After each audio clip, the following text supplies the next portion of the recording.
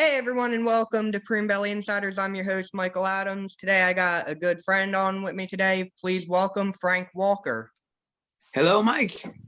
How you doing today, Frank? Good. How are you? I'm good. Why don't you tell me a little bit about yourself?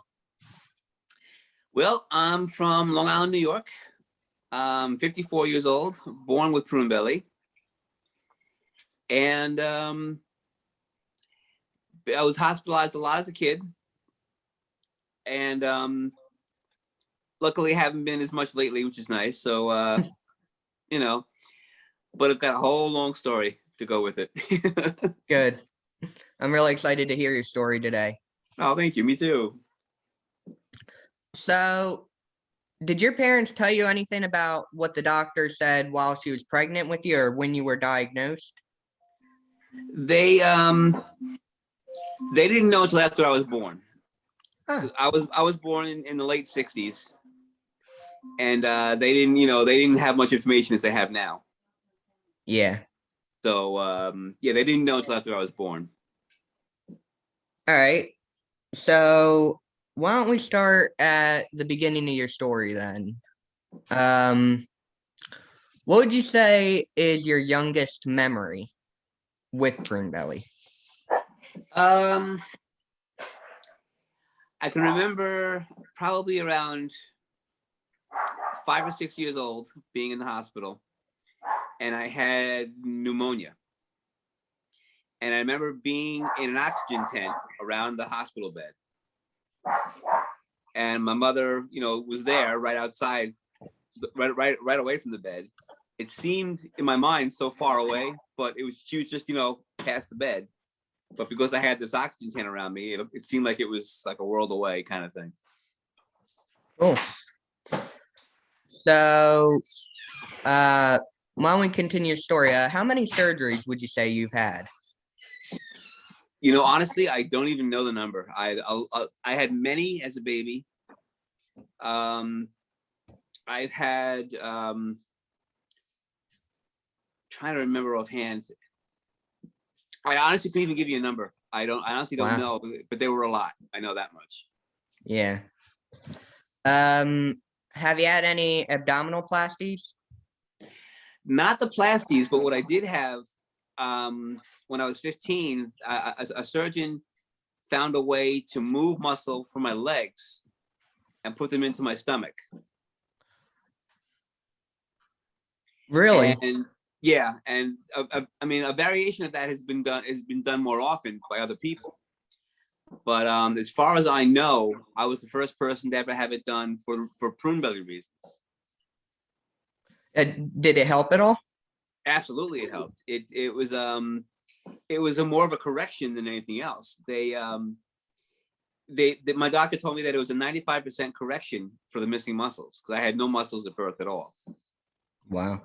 So they took a muscle from each thigh and moved them into the stomach area. So it pretty much served mostly as a correction more than anything else.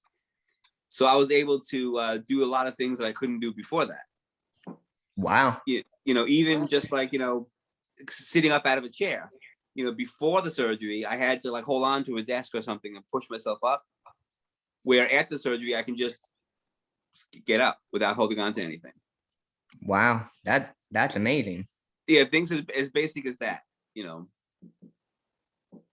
So how would you say you did in school? Physically or? Yeah, let's start out physically. Okay. Physically, the one thing I really couldn't do back then was play sports.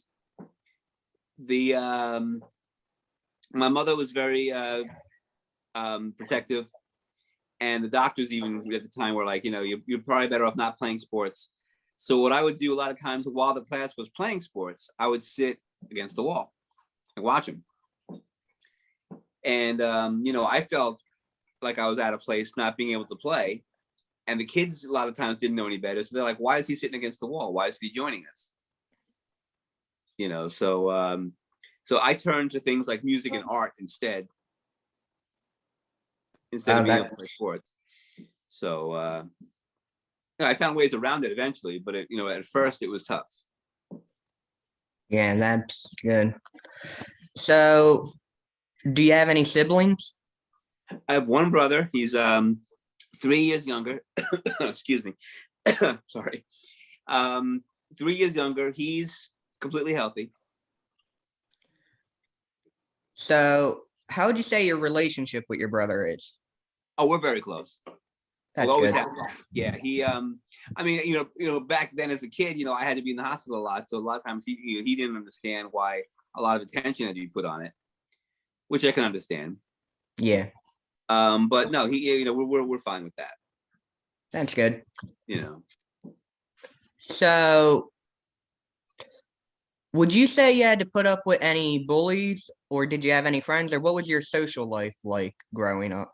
Yeah, I mean, I had a good amount of friends along the way, which were very good. But there was always a couple of bullies who who knew that I had something going on. I mean, we didn't really talk about it much, at a young age, but they knew something was going on, and some people took advantage of that. But I tried my best to stay away from them best as possible. All right. As the years went on, when I got more into music, especially, that I was able to have more friends from having that in my life. So the bullies kind of went away after a while. All right, that's good. Yeah.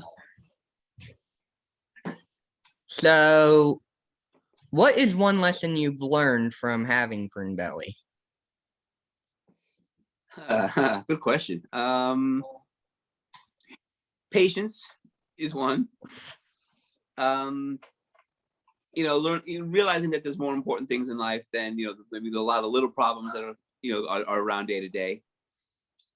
Because like a lot of other people, my parents were told that I wasn't going to survive after like the first year, and just pure luck, I was able, every time something happened, I was able to survive it. Yeah. So just patience and prayer and miracles. Right. So, did you go to college? No, I did not. After high school, I went right to work. Oh, cool. Doing what? I was mostly, like either desk jobs or some retail jobs when I was a kid. All right. So yeah, mostly office related work, phone work, that kind of thing. All right. Did you have any kidney transplants? No, I have my left kidney is 80% functional. My right kidney is 20% functional, but never needed a transplant. Wow, that's really good. Yeah. I've had a lot of UTIs and stuff along the way, mostly at a younger age, but overall I've been able to use what I have. That's good. So, what would you say is one of the toughest parts of living with Prune Belly? Well, again, I mean, the physically, before my surgery, physically things were a lot different. I had to wear a Velcro binder around my waist for extra protection. I had to be careful, not to run around too much, not to get physically hurt, because falling down, for anybody else is just falling down and getting hurt and getting up again. For someone like this, it means you could lose your breath, you could, a lot of things could happen from it. I got punched once in junior high school.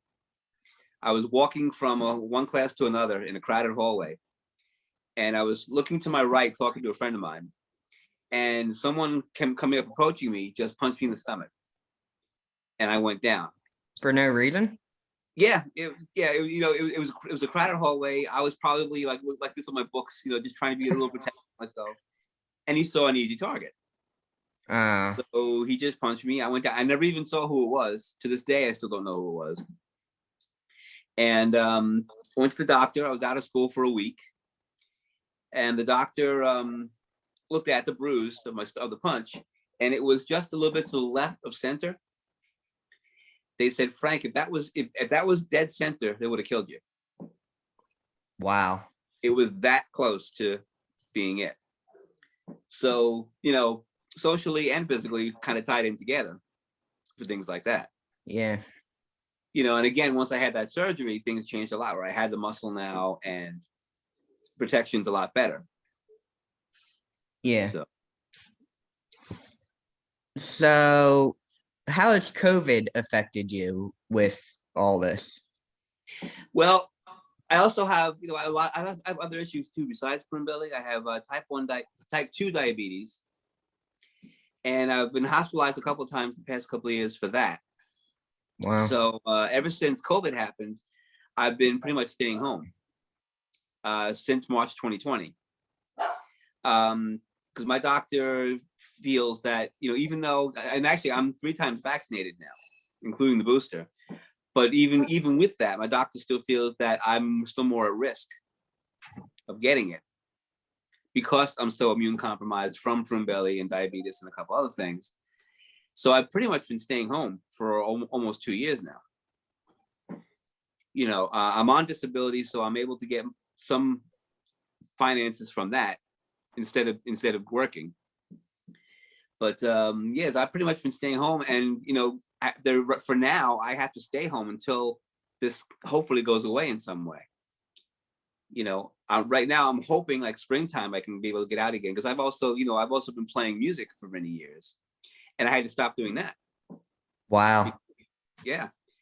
So I'm pretty much been home. My fiance has been great about taking care of me before and since COVID. So I'm pretty much waiting it out right now. All right. Now, let's get on the topic of relationships. Mm-hmm. How was that with your Prune Belly and everything? And how long did you wait to tell somebody? Wow. Good question, Mike. Well, I'm engaged now. I've known I actually met Tammy 30 years ago almost. We used to work together. And then about 8 years ago, we met up again and have been dating and eventually got engaged. She knew pretty early on about this. I told her pretty early on about it. But before that, I really didn't tell anybody about this in any way up until I was like in my 30s. Wow. My close friends knew about it, but just publicly, once I started playing music publicly, I started then using the music to do benefits for Prune Belly, for the Prune Belly website, and then I really started talking about it in general, and going into more detail about what my life has been like with it and all that, and what it is in general. And a lot of people were taken back by it. But as far as relationships go, anybody that I've told about it in that way, they've been pretty understanding. That's good. They don't pull away or anything like that. They received it very well. That's good. Yeah. So, have you had any mental issues through Prune Belly or because of Prune Belly? Not so much. I mean, can you describe what you mean by that? By mental? Depression, anxiety, PTSD. Nothing like that. No. I mean, obviously it gets to you once in a while, and I've, and especially at a younger age, everybody asks, always why did I have this? That kind of thing. But it never got to the level of, thinking anything bad about myself or thinking, that I have to do something because I have this, that kind of thing. I never got to that, because I'm very lucky. I'm very lucky to have gotten to this point in my life, literally and physically and figuratively. And so I always try to focus on the positive. That's good. Definitely a good outlook. Yeah, thank you. So, what advice would you give a Prune Belly patient who may be depressed or upset or wondering why them? Well, I mean, get as many answers as you can as far as the medical and physical end of things, and see what options there are to help. Not even correct them, but help them. Like I said, I got lucky that a doctor found me a way for me to have the muscles corrected. That changed my life 1,000%, complete turnaround, physically and mentally, that I was able to, feel better about doing things and not have to worry about getting hurt or getting sick, that kind of thing. And, like I said, I also, along the way, for me, music was a lifesaver, because it gave me something that I knew I could do, that I could function in normal circles and enjoy doing it.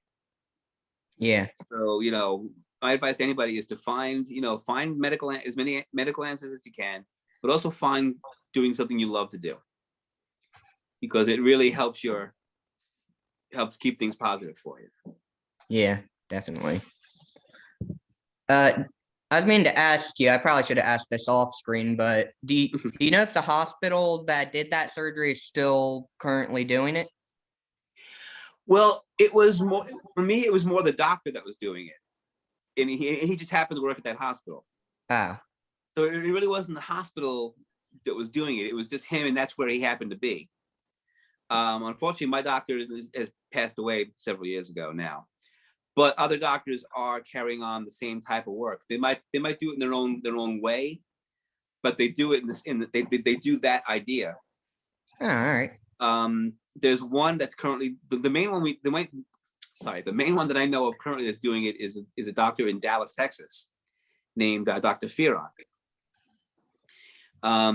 My doctor wrote an article about my surgery. My surgery was 1982. Okay, so it's almost 40 years ago. I believe I read that article, actually. I've been looking for the person who had it done. Oh, okay. Nah, that's me. Yeah. Well, actually, I have a funny story about that too. I'll tell you in a second. But my doctor wrote an article about it in 1999, and a couple of years later, I'm at that point I was a board member of the Prune Belly website. And anytime that someone, like a new family, signed on to become a member, anybody who's a board member would get a notification that someone's signing in. So one of the board members sent me this thing, and she says, "Frank, please check out this register, because the family, the reason, we always ask, why do you want to be a member of this website?" And they wrote, because my baby had abdominal surgery where they moved muscles from the thighs into the stomach, but he was a baby having it done, where I was 15 when I had it done. So I wrote to the family. I said, can you please tell me more about what your son had? Because it sounds like surgery that I had as a teenager. They wrote to me and said, "Yes, Frank, it is the same surgery, but our baby is 1 year old." So I said, "Can you tell me who did the surgery for you?" And they gave me Dr. Fearon's name. I wrote to him, gave him all my information, told him about my doctor's article. He wrote me back and says, "You're the one?" I'm like, "What do you mean by that?" He says, "Frank, I know about that article that the doctor wrote." And he says, "I never read it, but I knew what it said. I knew what it was about." And I said to myself, I can do that too. He says, "But now I'm meeting the person who actually had it done." So I said, "Well, then you got to do me a favor. You got to talk to my doctor and compare notes, because now we have the old and the new talking to each other." Yeah. To say, here's what I used to do, here's what you can do now. And they had a ball talking to each other about it. Wow, that's amazing. So, and the story that I'll tell you is that, many years ago at a convention, there was a urologist speaking at one of the conventions in Chicago. And he was talking about different options like abdominoplasties and things like that can help, improve things for people. And among the things he's talking about abdominoplasty, he's talking about this and that. And he says, and we're aware of an article in New York about a patient in New York who had the muscle moved from the legs to the stomach. But it seems like he's doing very well, but it was only one case. So we really don't even talk about it when we tell families about it. And I sat there and I'm like, I raised my hand and I'm like, "Excuse me, I just have to ask, why wouldn't you talk about it?" It went very well. The guy looks like he's doing really well in the article. But again, it's only one case. There's not a lot of cases to support the idea of having it done. Yeah. But I didn't let up. I'm like, but you said that the guy in the article looks like he did really well. Yes, it's a very famous article in medical circles, and I have the article in my briefcase, but we just don't talk about it. So I'm like, I pulled the guy aside privately after his talk to the whole convention. And I'm like, look, Doc, I'm sorry to keep bringing this up. He says, no, Frank, I understand. He says, again, I have the article in my briefcase, and the guy in the article looks like he's doing great. I said, Doc, that's where I got to stop you. I'm the guy in the article. He went, what? I'm like, yeah. I'm like, hi, how you doing? Nice to meet you. Let's shake hands. Well, I bet it definitely snapped into place of why you were asking so much after that. Yeah, his face just dropped. He's like, what? So we talked a little more, and he's like, well, now that I've met you, I'll talk to my doctors back home and see what we can figure out. But right now, I still gotta say we really don't talk about it much. And this is before Dr. Fearon came along, so I'm just like, yeah, why are you just gonna let it drop? Then a couple years later, we found out about Dr. Fearon, and he carried the ball from there, and now it's a lot more common, from what I understand. But at that point, it wasn't, and that's what frustrated me. Yeah. The option I had done can help a lot of people. And now it's, like I said, it's more common, and it seems to be helping a lot more people, thank God. So yeah. Hopefully it continues to. Well, with me, that's why I said and I hate mentioning myself in other people's interviews, but just a short story here. Yeah. That's part of the reason I'm going into medicine, because I've seen experimental stuff where it's helped maybe 1 or 2 people, it worked, and then they don't go back to research it at all ever again. Right. And I'm sitting here like, wait a second, then why did you put the time and effort into Absolutely. testing it on me if you're not going to test it on more people and help more people? Absolutely. I agree 100%. Oh, Lord. So I want to say best part, because it's not a walk in the park to have this, but what would you say is some benefits of having Prune Belly, if any? Wow. You got good questions, Mike.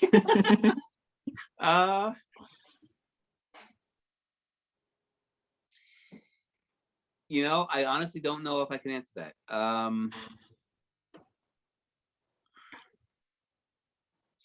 don't think I have an answer for that, really, because it's a fight along the way to get to hopefully to a good point in your life, and I don't recommend having to have to do that if you don't have to. Yeah. So I mean, one good thing that's come out of it is meeting people like you and people at the different conventions, because everyone thinks that they're by themselves when when they have this. Now, again, when I'm a lot older, so back in the day before the internet, all I had at home was encyclopedias. Okay. Mm-hmm. So my encyclopedia at home when I was growing up very young only had a little paragraph about Prune Belly Syndrome. Wow. Okay, a little paragraph, where the internet has tons of stuff now. Yeah. So the paragraph in my encyclopedia said only 150 people have it in the world, and many don't survive. That was it. And I'm saying to myself, 150 people in the whole world. And this is like in the 70s. So again, this is a long time ago. So I felt very alone. I'm like, who am I going to talk to about this? Who else is going to know about this? And then in the late 90s, the website came up. The prunebelly.org website came up on the internet. And the guy who started it is not around anymore. But other people have taken it on since then. But the original guy, I wrote to the original guy and said, why, I have this too. And, the numbers have got to be better than this. Why isn't this known like, say, Parkinson's disease? Yeah. Something like that. He says, Frank, I'll give you a 3-word answer. He says, Michael J. Fox. He came out and said, I have Parkinson's disease, and then everybody wants to know about it. We need someone like that in Prune Belly to get the interest peaked and say, I want to know more about it. Yeah. So ever since then, that's what I tried to do. Being a musician, I wrote a song about, and it's called Not the Only One. And that's what it's about. Feeling like you're by yourself in this, and then finding people at the conventions that also think they're the only ones. Yeah. and then you meet up together and realize that you're not, and that someone else understands what you're going through. Very, very emotional. Yeah. The first person I ever met was when I was 35 years old, and he was 2. So, it took me that long to find someone else that had this, that could understand what was going on. And ever since then, it's grown to this whole convention thing, and I've been meeting a lot of other people with it. So I was very relieved to find that this can happen, and that conventions like these can go on. Yeah. And I used to go to them a lot early on. I haven't been able to the past few years, but it's always great to see other people getting involved and new people getting involved. Yeah, definitely. So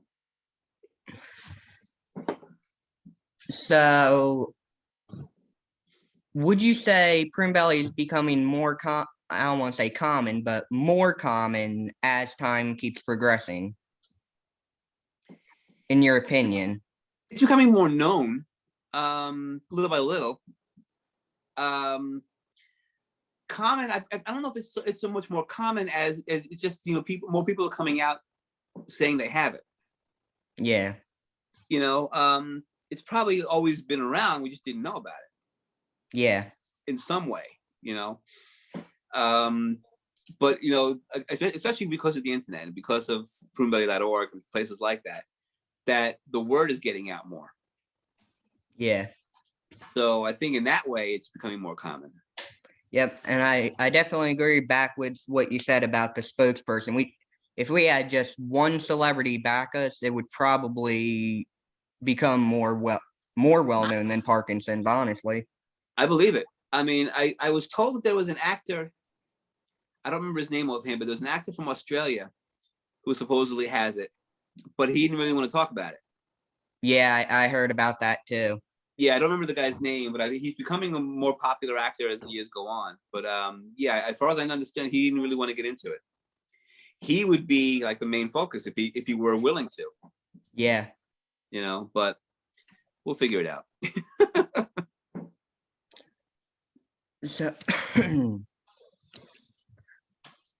So that song you wrote, how would we find that?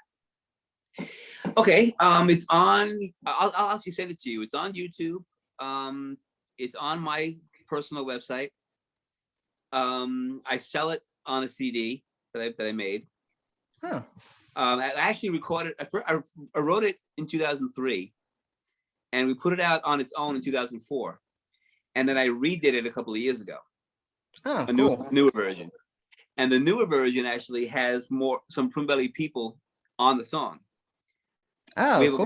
we have a part in the middle of the song where we have different people from Prune Belly talk about what Prune Belly is. Wow, So, that's amazing. Yeah, I've included some people on the song itself that you can hear them talking about it as well as me singing about it. So I'll send that to you. Yeah. You don't mind if I put a link to it in the description, do you? No, absolutely. All right, cool. Great. Thank you. Yep. I just want to make sure other Prune Bellies can get to it as well. Sure. Absolutely. Yeah. I made a video to go with it too. So I'll send you the video. All right, cool. Thank you. Yeah, sure. So,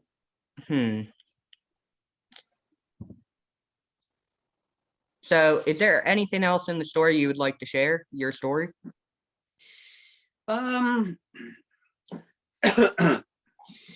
Just that, like I said, I try to find every way positive to think about this. Like many other people, my story starts out the same, where you don't know much about it when you at first. You have to learn as you go about it. You have to advocate for it. You have to fight to get to this point.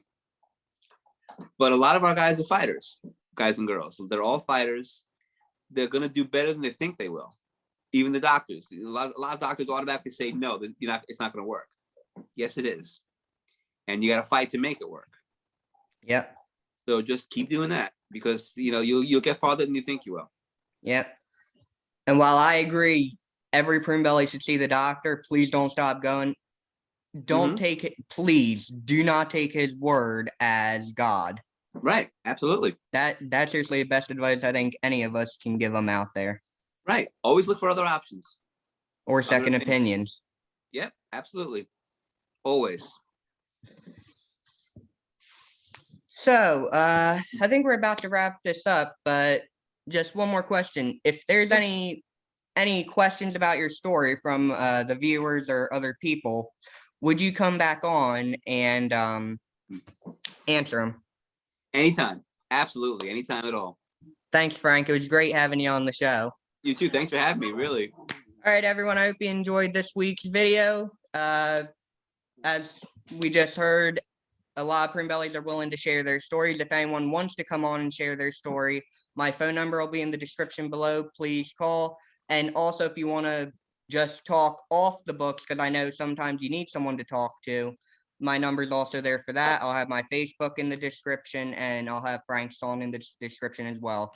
Thank you for watching. Don't forget to like and subscribe, and please share this video. I'm trying to get Prune Belly as well known as possible and out to as many people as possible. Thank you for clicking on, and I'll see you next week.